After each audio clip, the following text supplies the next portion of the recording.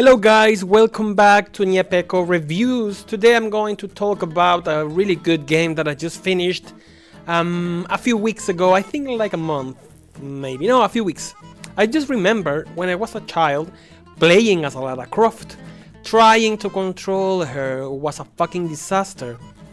My beginnings were too noob for her. And then, when I was a teenager, I had some games for the PlayStation 1, but still, I couldn't finish any game yet.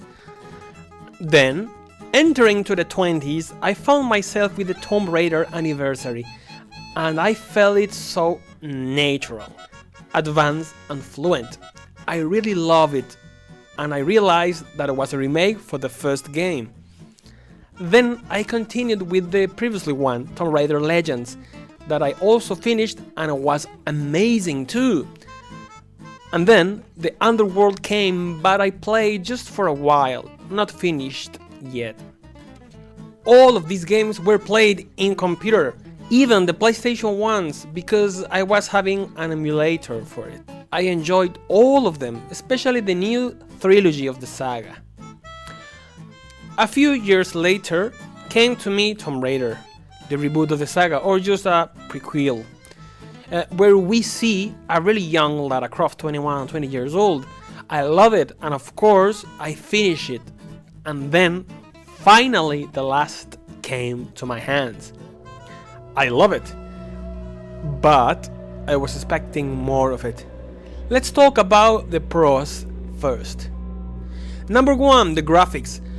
Something that can be seen clearly when we face this game are the graphics. Just amazing, nothing to say about it. The realism, how Lara sneaks around with her eyes, the environment is just a beautiful detail. We see Lara is alive.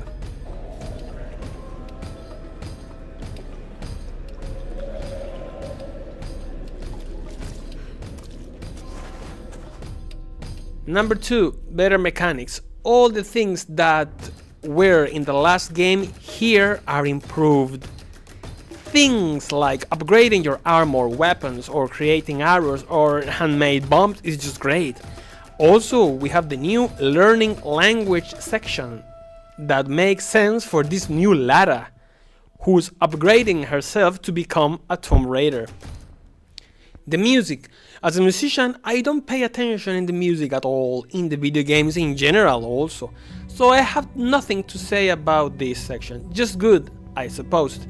About the audio or the sound, well, it was very accurate. The environment, the weather, the map itself, and the physical reactions of Lara to these kind of things make me to feel wrapped into the map perfectly, into the country, into herself, inside of her own skin.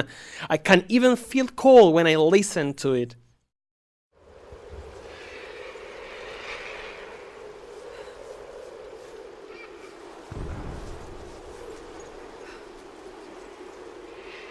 Number 4, the edition. The book of the year 20 years celebration, it's beautiful.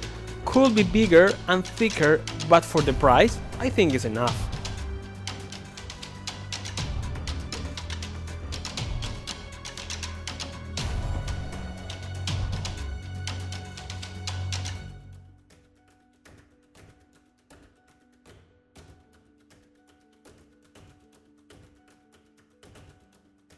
Okay, now let's go to the cons, because unfortunately this game have some. Number 1, the difficulty. What happened here? I finished the game in normal and rarely I die by injuries. I mean, the enemy shoots you. In general, I die because jumping to the nothing like just Altair or killed by an animal. I never feel struggle at all. The enemies are so stupid. Puzzles. What happened here? Just a few puzzles were kinda hard, but they cannot be compared with the last games. I just used YouTube guides for finding the hidden secrets in the map, not for the puzzles. I remember before to be stuck for 40 minutes or even 1 hour. Here, not more than 5 or 7 minutes, and I'm not good on them at all. Again, I didn't feel a challenge here. A really serious challenge here. Number 3, maps. We have to say that the maps were big and alive. I like the idea to turn back to them with the new skills, tools or weapons for the hidden secrets to find and discover them. In the end, you have to search, look around all the map looking for it, these kind of things. I really like that idea to return back to the beginning. But I remember to see in other games that Lara traveled around the world, visiting different countries, so the map were kind of different, cold and hot. I was expecting to see more dry maps like the first one we see on the game, Middle East. But already the color of the game is blue and white. It makes me feel cold. The idea to be always in the cold Mother Russia after a while gets bored for me. And with that, we have the next negative point, and the last. Number 4, the story. The plot in general was boring. Action scenes were good, but I never felt connected to the story at all. For me, it just looked poor, with rusty character depth, like a typical Hollywood popcorn action film. In the end, Tomb Raider, Rise of the Tomb Raider, wasn't a bad game at all. It's not good, perfect, but not bad.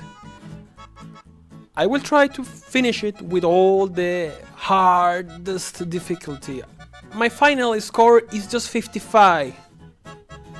Thanks for watching, and like if you like, and subscribe if you like, and subscribe if you like, and like if you subscribe.